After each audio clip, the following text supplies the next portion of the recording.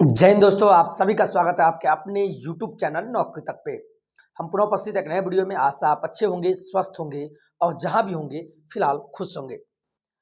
आपने थंबनेल में देख चुके होंगे कि मैं किस मुद्दों पे बात करने वाला हूं। मुद्दा ये है कि अभी खासे परेशान है अभ्यर्थी लोग।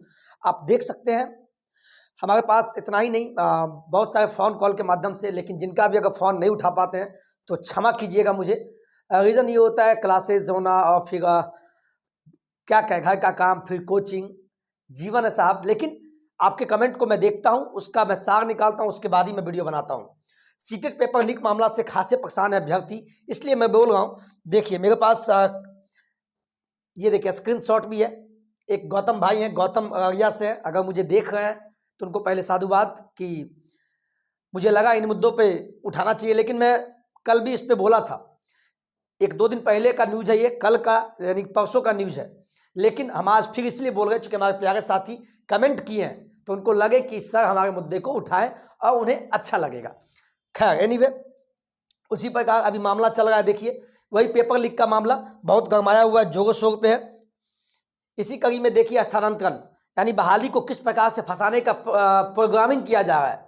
और वैसे अभ्यर्थी के लिए दुखी की बात है जो अभ्यर्थी हमारे प्यारे साथी आंदोलन के माध्यम से या जैसे तैसे करके चाहते हैं बहाली आवे, उनके लिए दुखी इसलिए होता है कि एक तरफ पेपर लीक होता है, एक तरफ बच्चे मांग करते हैं कि बहाली अभी नहीं आवे। मेरे पास कॉल आता है और कमेंट में भी लिखता है कि बहाली 25 तक नहीं आवे। क्यों सर, मैं अभी एडमिशन लिया हूँ, सर मैं 24 तक मैं बीएड कंप्लीट हो जाएगा। तो ऐसे तमाम बिंदु है, लेकिन फिलहाल हम उस पर नहीं जाएंगे। और डिप्लोमा वालों के लिए भी खुशी का खबर है। तमाम बिंदु पे बात करने से पहले आपको हम ये बोलेंगे, अगर वीडियो को आप शायद भूल जाते हैं कुछ प्यारे साथी, उनको हम कहना चाहेंगे कि वीडियो को लाइक शेयर और सब्सक्राइब कर लीजिएगा, बेल आइकन दबा लीजिएगा, जिससे कि मेरा वीडियो आपके पास पहले पहुंचे। अगर नहीं पहुंचता है, जिन महिला साथी को, खासकर महिला बहन को, वो यूट्यूब जब भी खोलते हैं वो मुझसे प्रश्न पूछती सर आपका वीडियो नहीं मिलता है, तो कुछ मत कीजिए, यूट्यूब खोलिए, ऊपर में सर्च बार है, सर्च में बोलिएगा नौकरी तक।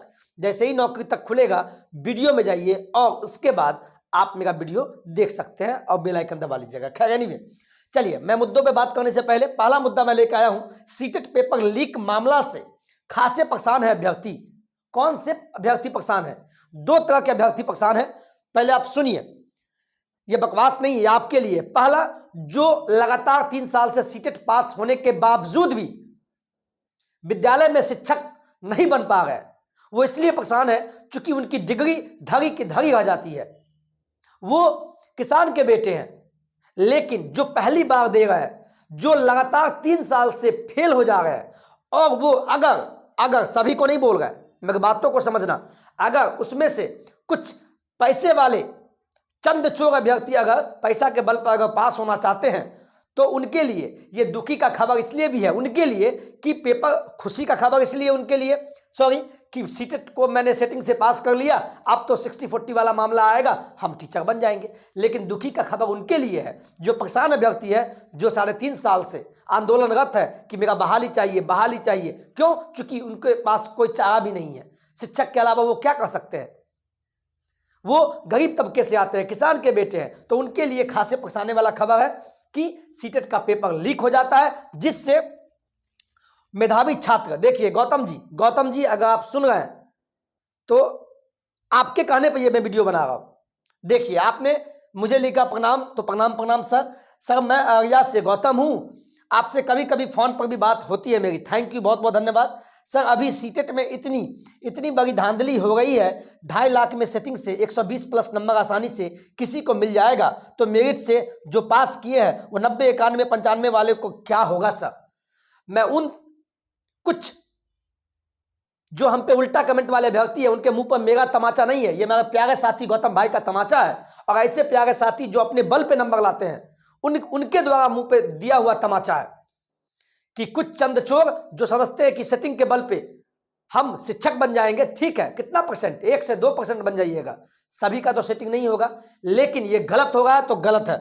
पिछले कई वर्षों से हम लोग सीटेट पास करके बहाली की आस लगाए बैठे हैं, और अब ये सेटिंग वाले हम मेरिट वालों पर भारी पड़ जाएंगे तो हम लोग का जीवन नरक हो जाएगा। गौतम भाई, बिल्कुल नरक नहीं होगा, आपके साथ हम भी रहेंगे और हम सरकार से वाकई में इसलिए, और कुछ अभ्यर्थी ये भी मांग किए सर हम लोग एग्जाम दिए हैं, अपने बल पे एग्जाम दिए, ठीक है, मैं आपको प्रणाम करता हूं, लेकिन जो सेटिंग करवा के अगर अच्छे मार्क्स ले आते हैं, बाय द वे मान लीजिए कुछ अभ्यर्थी अगर सेटिंग के माध्यम से अगर मान लीजिए 120 ले आते हैं, 120 प्लस 110 प्लस अगर सीटेट में ला गए, तो आप ही बताइए जो 90 वाले हैं, 91 वाले हैं, जो 98 वाले हैं, वो कहाँ जाएंगे? मेधावी छात्र जिनके पास पैसा नहीं है, जो सेटिंग नहीं करते हैं, जो अपने बल पे जॉब करना चाहते हैं। तो वाकई में मेरा सरकार से मांग है, इस तरह का हो तो पेपर को रद्द कीजिए। बिहार सरकार के शिक्षा मंत्री से हम आह्वान करते हैं कि आप पेपर को रद्द कर दीजिए। ऐसा नहीं कि मैं नहीं पढ़ाता हूं, मेरे भी बच्चे हमसे पढ़े हुए हैं, लेकिन अगर 100 के चक्कर में, मैं जानता हूं 90 लड़का अपने बल पे पास होते हैं, लेकिन 10 लड़का के कारण ऐसा मुझे कहना पड़ रहा है। अगर आज पेपर रद्द नहीं हुआ तो कल इसी तरह धांधली चलता रह जाएगा। और जो जिस नई कंपनी को दिया गया है आरएनटीएस को, उनकी कंपनी को भी रद्द किया जाए और फिर से टीसीएस के माध्यम से एग्जाम कराया जाए। मैं जानता हूं मेरी बातों को वहां तक नहीं पहुंचाया जाएगा, लेकिन आपका यह काम है, जो मेधावी छात्र हैं, वीडियो को शेयर कीजिए, ट्वीट कीजिए, जैसे कि उनको लगे कि मैं सच बोल रहा हूं एज ए शिक्षक, और आप भी शिक्षक बनेंगे।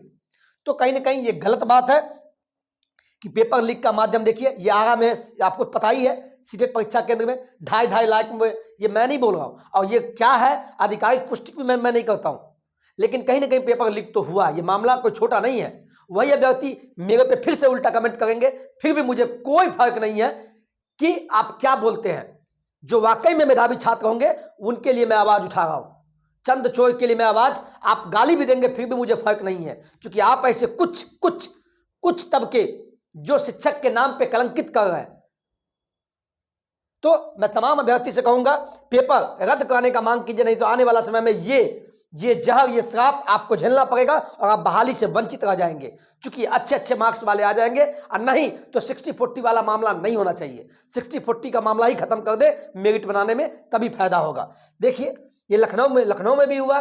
खैर हम बिहार से हैं तो बिहार की बात करेंगे, क्योंकि बिहार में शिक्षक बहाली जो होता है उसमें सीटेट का वेटेज दिया जाता है। वेटेज मतलब 60%। तो अगर जिसका सीटेट में ज्यादा मार्क्स होगा तो परसेंटेज बढ़ जाएगा उसका मेरिट लिस्ट में, और कम वाले छट जाएंगे। तो आप लोग इस चीज को ध्यान में रखिए। अब बात करते हैं कुछ मुद्दा और। देखिए नियमावली 2023 बन के तैयार है, बिल्कुल सही बात है। ये मैं नहीं, हमारे जो टीम के कोर मेंबर्स सब हैं उनसे बातें हुई है, वो सचिवालय के वहां जाके या वहां से रिपोर्ट लेके उन्होंने बताया, पृथ्वी जी नियमावली 2023 जिस नियमावली पे यहाँ देखिए, ये जो नियमावली जो 2022 में आने वाली थी लेकिन नहीं आया, ठीक है राजनीति हो गया इसमें, लेकिन नियमावली 2023 बन के तैयार है। बस अब शिक्षा मंत्री चाहेंगे तो हो जाएगा। और आपको मैं बता दूं, कैबिनेट की बैठक आप हमेशा देखते हैं, कैबिनेट की बैठक में अभी तक पास नहीं हुआ, बिल्कुल सही बात है, लेकिन अभी फरवरी में सदन चलने वाला है बिहार सरकार का सदन। वो क्या, बजट सत्र चलेगा। बजट सत्र से पहले मुझे लगता है, ऐसा अनुमानित है, और भगवान से हम प्रार्थना करते हैं कि नियमावली 2023 जो इस साल आने वाली है वो आ जाए। बजट सत्र फरवरी में आने वाली है, हम भगवान से मनाते हैं चले आवे, हम ऐसा प्रार्थना करते हैं, अगर जिससे कि बच्चों को ये लगे कि बहाली भी इसके बाद जल्द आ जाएगा शेड्यूल। और नियमावली 2023 ये 1 से लेके 12वीं तक के शिक्षक बनने के लिए जिस नियम पे बहाली होगी इसी नियमावली में रहेगा कि आपका क्वालिफिकेशन क्या होना चाहिए, उम्र क्या होना चाहिए, ये सब नियमावली में ही आपको देखने को मिलेगा। इसी के आधार पे या प्राथमिक कहे या माध्यमिक कहे या उच्च माध्यमिक कहे, सभी इसी में नियमावली 2023 में देखने को मिलेगा। लेकिन आप अपने प्रयास को मत छोड़िए और नियमावली 2023 लाने का कोशिश कीजिए, ठीक है। तो इसी मुद्दों पे बात करेंगे। और आप देख सकते हैं एक मुद्दा उठा हुआ, स्थानांतरण का मुद्दा फिर गरमाया है। स्थानांतरण का मुद्दा मतलब क्या, ट्रांसफर। क्योंकि आपको पता है बिहार में आप भी जब शिक्षक बनेंगे तो एक ही जगह से तो फॉर्म नहीं भरेंगे। मान लीजिए दरभंगा के शिक्षक अभ्यर्थी मधुबनी में भी फॉर्म डालेंगे ऑनलाइन, क्योंकि अब ऑनलाइन होगा तो उनको सेंटर चॉइस करना होगा कि आप किस किस जिला में आप शिक्षक बनना चाहते हैं। तो आप दरभंगा के हैं तो दरभंगा में तो डालेंगे ही, फिर मधुबनी चुनेंगे, फिर सीतामढ़ी, समस्तीपुर, अपने इर्द गिर्द जिला में तो चुनेंगे ही। और जब आपकी बहाली हो जाएगी तो आप फिर कहेंगे सर ट्रांसफर हो जाए मेरा, ऐसा होता है। तो इसी कड़ी में लगभग 50,000 शिक्षक जो है, कितने शिक्षक, लगभग आपको मैं दिखाता हूं, देखिए ये मामला चला हुआ है 50,000 शिक्षकों का अंतर जिला, यानी जिस जिला में आप पोस्टेड हैं, आप चाहते हैं कि दूसरे जिला में हो जाए, आपके निकट वाले जिला में, तो ये मामला उठ के आया है। तो ये मामला उठ के नहीं आया, बल्कि 7वां चरण शिक्षक बहाली को फंसाने के प्रोग्राम में किया गया है। यानी ये अभ्यर्थियों के बीच लगाया जा रहा है, ये राजनीति है, समझिए इस बात को। अभी स्थानांतरण का क्या जरूरत है करने का? पहले शिक्षक बहाल कर दीजिए, आप 7वां चरण शिक्षक बहाली कर दीजिए 1 से लेकर 12वीं तक के लिए, उसके बाद ट्रांसफर कर दीजिए। अभी कौन जरूरी है कि प्रारंभिक वाला होना चाहिए, माध्यमिक का, उच्च माध्यमिक का, जो भी हो, हम किसी पर बोलना नहीं चाहेंगे, इस पेपर कटिंग को हम क्या पढ़ाएं, लेकिन बहाली को फंसाने के प्रोग्राम में है। अगर स्थानांतरण का मुद्दा होता है, ट्रांसफर का, तो फिर से आपको 6 महीना लेट लग जाएगा, और जिस प्रकार 23 बीत जाएगा, फिर आपको 24 में चुनाव है लोकसभा का, 24 में होगा नहीं, फिर 24 के बाद और 25 में। इसीलिए मैं बोलता हूं बहाली को फंसाने का ये सब संयंत्र है।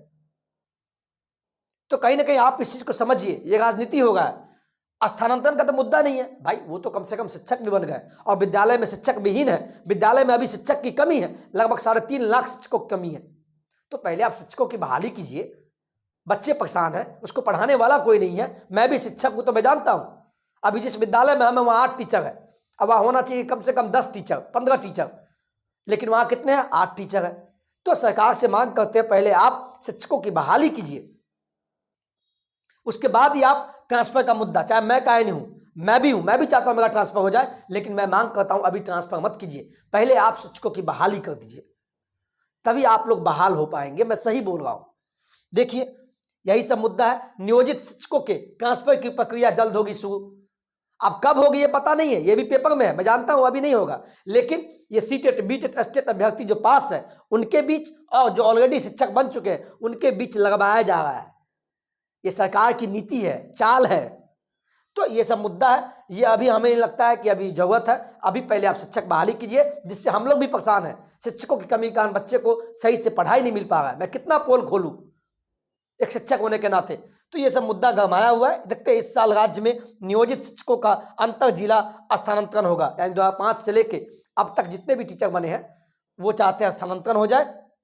इसी में नियमावली 2018 में संशोधन किया गया है, और मूल कोटि हो, यानी 1 से लेकर 5वीं तक, स्नातक यानी 6 से लेकर 8वीं तक, प्रधानाध्यापक हो, सबका ट्रांसफर की बात की गई है। लेकिन मैं कहूँगा पहले बिहार शिक्षक बहाली।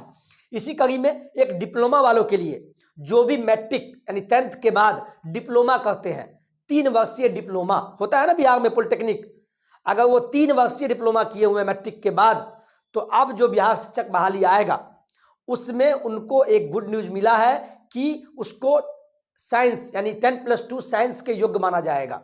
देखिए, मैट्रिक के बाद डिप्लोमा डिग्रीधारी अब इंटर के समतुल्य होगा। इस मामला को समझिए।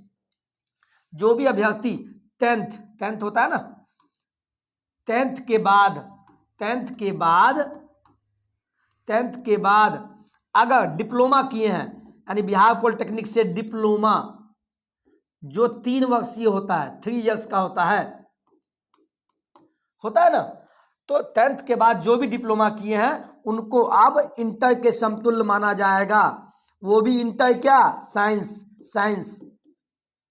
साइंस के, यानी कहते हैं इंटर साइंस से कोई किया, इंटर कॉमर्स से कोई किया है, तो उसको इंटर अब साइंस के समतुल्य माना जाएगा। ये कहीं ना कहीं गुड न्यूज है, जो भी डिप्लोमाधारी है, डिग्रीधारी है। ऐसा क्यों? शिक्षा मंत्री ने कहा है ऐसा, और इसलिए भी चूंकि कुछ डिग्रीधारी जो हमारे प्यारे साथी है, जो डिप्लोमा करके भी उनको ऐसा समतुल्य नहीं माना जा रहा था, तो शिक्षा मंत्री के द्वारा और उन पे जांच पड़ताल करने के बाद अब वैसे प्यारे साथियों को जो भी 10th के बाद डिप्लोमा किए हैं, पॉलिटेक्निक किए हैं 3 वर्षीय वाला, उनको अब इंटर के बराबर माना जाएगा। इंटर वो भी किस विषय से? साइंस विषय से। तो कहीं ना कहीं ये गुड न्यूज है। और आप लोग को कभी कभी लग जाता है सर बकवास तो नहीं कर, नहीं, देखिए कितना बड़ा खबर लेके आपके लिए आया है। मैंने तमाम बिंदु पे बात किया। डिप्लोमा वालों के लिए खुशखबरी, और बिहार शिक्षक बहाली को फंसाया जा रहा है। अब कैसे फंसाया जा रहा है ये मैंने समझाने का प्रयास आपको किया, आप समझ ही गए। तो आप लोग जितने भी सीटेट है, बीटेट है, एसटीटी वाले सभी साथी एकजुट हो जाइए। अपने लिए नहीं, अगर 1 से लेकर 12वीं तक की बहाली आती है तो आप सभी को फायदा होगा, सभी एक साथ बहाल होंगे। और एक चीज मैं और आपको बताना चाहूंगा, कुछ साथी बोल रहे थे सर पहले बहाली किसका आएगा, मैं फिर से बोलूंगा, बहाली पहले 9 से लेकर 12वीं तक के जो शिक्षक बनेंगे, यानी एसटीईटी जो पास है उनका बहाली आएगा। चूंकि मैं एक चीज बता दूं, ऐसे बहुत सारे अभ्यर्थी हैं, लगभग 50% जो सीटेट भी पास है और साथ में एसटीईटी भी पास है। तो आप ही बताइए, अगर एक से लेके 8वीं तक का बहाली पहले आ गया प्रारंभिक का, तो यही एसटीईटी वाला पहले इसमें घुस जाएगा, घुसेगा कि नहीं?